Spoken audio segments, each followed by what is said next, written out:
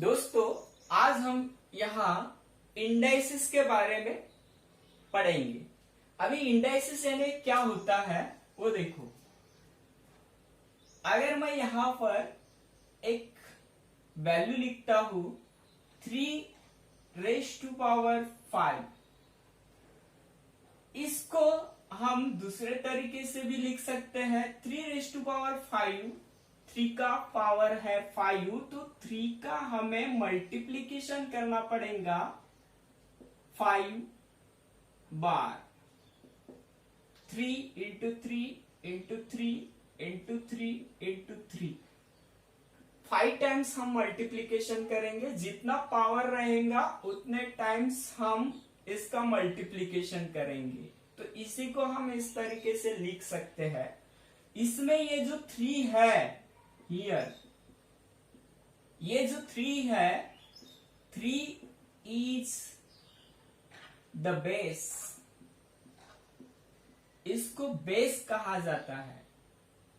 और जो पावर में दिया है एंड 5 इज द इंडेक्स।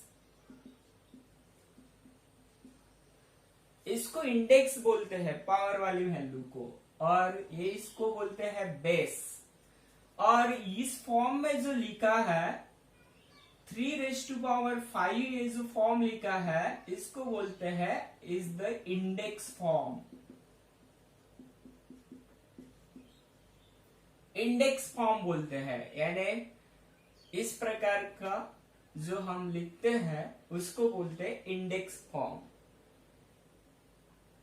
चलो अपन एक आधे एग्जाम्पल देखते हैं। मैंने यहाँ पर 6 इंटू 6 इंटू 6 इंटू 6 ऐसा लिखा। तो इसको इंडेक्स फॉर्म में लिखना है तो कैसे लिखेंगे? 6 इंटू 6 इंटू 6, 6 कितने बार लिखा है? यहाँ पे 4 टाइम्स मल्टीप्लीकेशन है, तो यहाँ पे लिखेंगे हम 6, और 4 टाइम्स मल्टीप्लीकेशन दिया है तो 4। तो ये हो जाएगा इंडेक्स फॉर्म।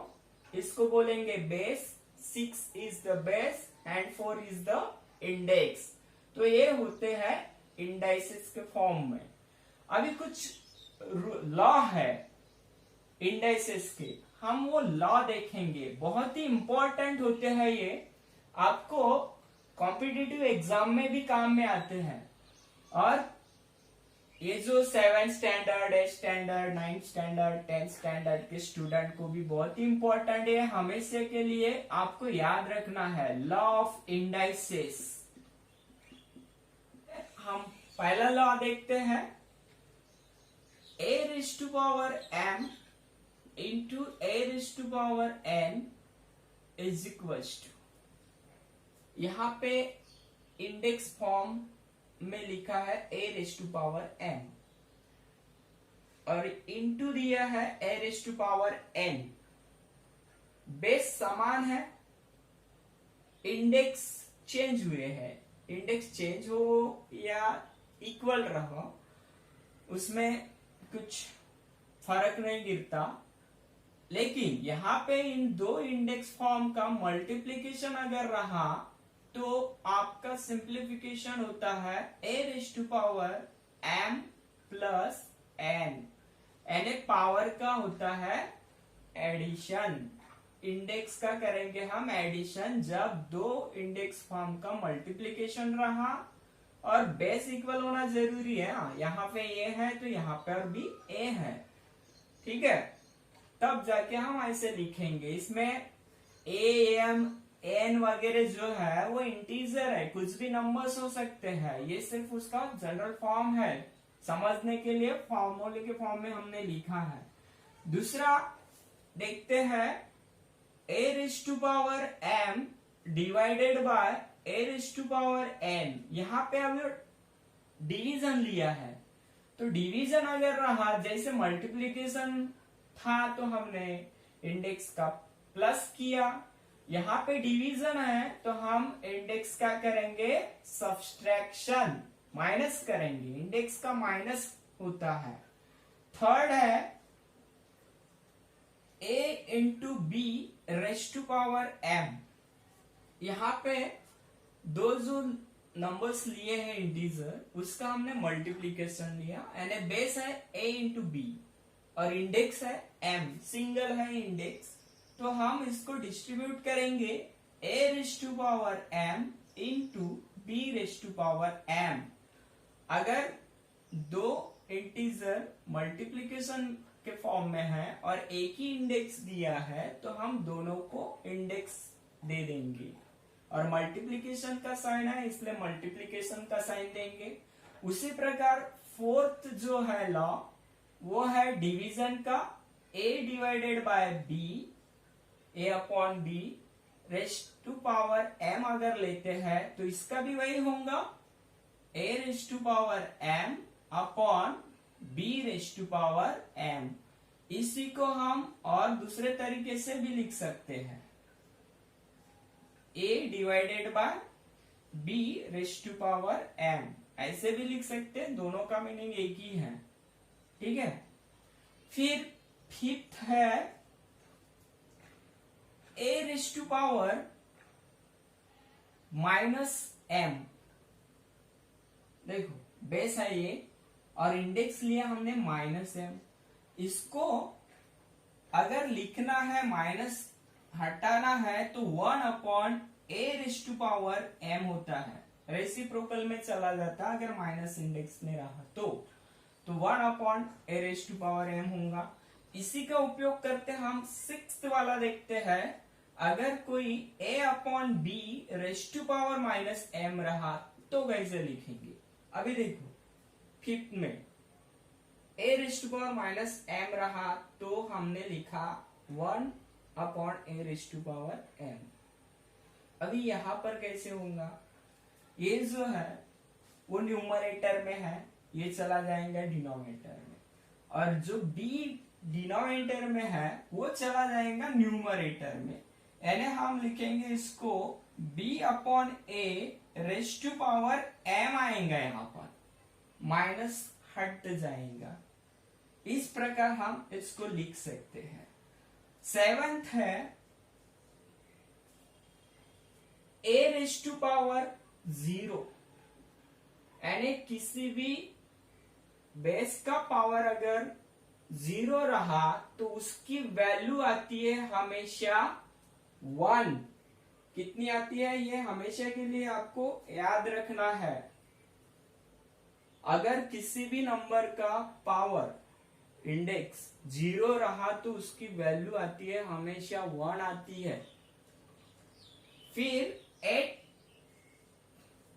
अगर बेस a है उसका पावर m है, फिर और उसका पावर n है, पावर का पावर n, तो इसका होता है a raise to power m into n। Power का पावर रहा तो पावर का मल्टीप्लिकेशन होता है, ये बात आपको याद रखना है। तो ये है लॉ ऑफ इंडाइसेस, बहुत ही इंपॉर्टेंट है, आपको याद रखना है क्योंकि मैथ्स के प्रॉब्लम सॉल्व करते समय इसका उपयोग होता है, बहुत उपयोग होता है ये। तो हम ये लॉ ऑफ इंडाइसेस के ऊपर कुछ एग्जाम्पल देखते हैं, ठीक है।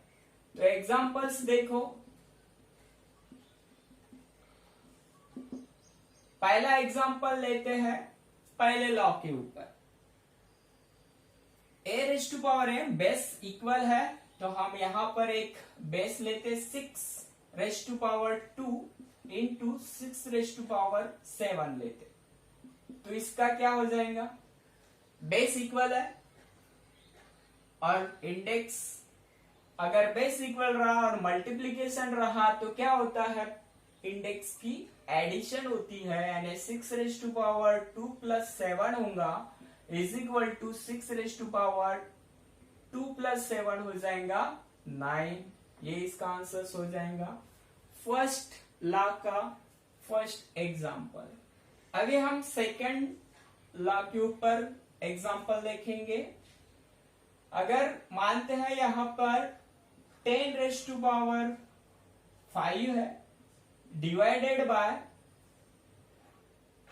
10 रेज़ टू पावर 3 है, तो क्या होगा अगर इस लॉ के हिसाब से इंडेक्स का क्या होता है सब्सट्रैक्शन, डिवीजन अगर रहा तो सब्सट्रैक्शन, यानी 5 माइनस 3 इज इक्वल टू होगा 10 रेज टू पावर 5 में से 3 गए 2, ये आंसर हो जाएगा। फिर थर्ड एग्जांपल, थर्ड लॉ के ऊपर मानते हैं यहाँ पे 15 है और यहाँ पे 13 दिया है, दोनों का मल्टीप्लीकेशन और पावर में लेते हैं 3 क्यूब, तो इसका क्या होगा सिंप्लीफिकेशन फॉर्म में लिखते हैं इसको 15 क्यूब इंटू 13 क्यूब, ऐसे लिख सकते हैं। डिस्ट्रीब्यूट करना मल्टीप्लीकेशन है तो दोनों को पावर लगा देंगे। वैसे फोर्थ एग्जांपल जो है फोर्थ के ऊपर देखते हैं। यहाँ पर अगर मानते हैं 7 है और यहाँ पे 5 है, रेज टू पावर 4 है, तो इसको भी हम लिखेंगे 7 raise to power 4 divided by 5 raise to power 4, अलग अलग डिस्ट्रीब्यूट कर सकते हैं। इसी को हम इस फॉर्म में भी लिख सकते हैं, ठीक है। अभी फिफ्थ वाला एग्जांपल लेते हैं फिफ्थ रूल के हिसाब से। यहां पर 12 रेज टू पावर अगर -8 है, 12 रेज टू पावर -8, तो हम इसको लिखेंगे 1/12 रेज टू पावर 8, इस प्रकार लिखेंगे फिफ्थ के हिसाब से।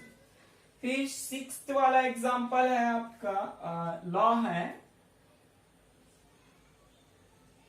3/5 रेज टू पावर -5 ले लेते हैं, 3/5 रेज टू पावर -5, तो हम इसको कैसे लिखेंगे इस लॉ के हिसाब से, a/b raise to power minus था तो डिनोमिनेटर हो गया न्यूमरेटर और न्यूमरेटर हो गया डिनोमिनेटर। वैसे इसमें भी इंटरचेंज होगा, क्या होगा डिनोमिनेटर 5 है वो हो जाएगा न्यूमरेटर में और जो न्यूमरेटर 3 है वो हो जाएगा डिनोमिनेटर में। और पावर जो है यहाँ पे देखो -m है यहाँ पर, तो यहाँ पे m हो गया, तो यहाँ पे आ जाएगा 5। सेवंथ वाला आपको हमेशा के लिए याद रखना है, ये बहुत ही इंपॉर्टेंट है, आपको कॉम्पिटिटिव एग्जाम में भी पूछा जाता है। ये किसी भी नंबर का इंडेक्स अगर 0 रहा तो उसकी वैल्यू आती है 1। चलो समझते हैं इसको। अगर मैंने लिखा यहां पर 37 रेज टू पावर अगर 0 रहा 37 का, तो यहाँ पर वैल्यु आएंगी 1। ये नंबर कुछ भी हो सकता है। अगर मैंने अपॉन के फॉर्म में दूसरा एक एग्जांपल लिखते हैं, अगर यहाँ पर मैंने 8/7 रेज टू पावर 0 अगर लिखा तो भी 1 ही आएगा। अगर कोई पॉइंट डेसिमल फॉर्म में है 7.5 रेज टू पावर अगर 0 लिखा तो भी 1 ही रहेगा। किसी भी नंबर का पावर कैसे भी फॉर्म रहो उसका डायरेक्ट आंसर 1 लिखना। पावर अगर 0 रहा तो इंडेक्स किसी भी नंबर का 0 रहा तो उसकी वैल्यू कितनी आती है 1, हमेशा के लिए याद रखो इसको। फिर 8 है a raise to power m raise to power n, power का पावर बेस ले लेते अपन यहां पर 14 raise to power 3 raise to power 5, power का पावर रहा तो पावर का मल्टीप्लीकेशन होता है, यानी यहां पर होगा 14 raise to power 14 raise to power 3 5 होता है 15, 3 into 5 15, इस प्रकार इसका सिंप्लीफिकेशन होता है। तो ये है लॉ ऑफ इंडाइसेस, आपको याद रखना है। 8 लॉ ऑफ इंडाइसेस है छोटे छोटे, और उसके ऊपर एग्जांपल्स किस प्रकार आते हैं वो वाले। तो इतना आपको समझा होगा।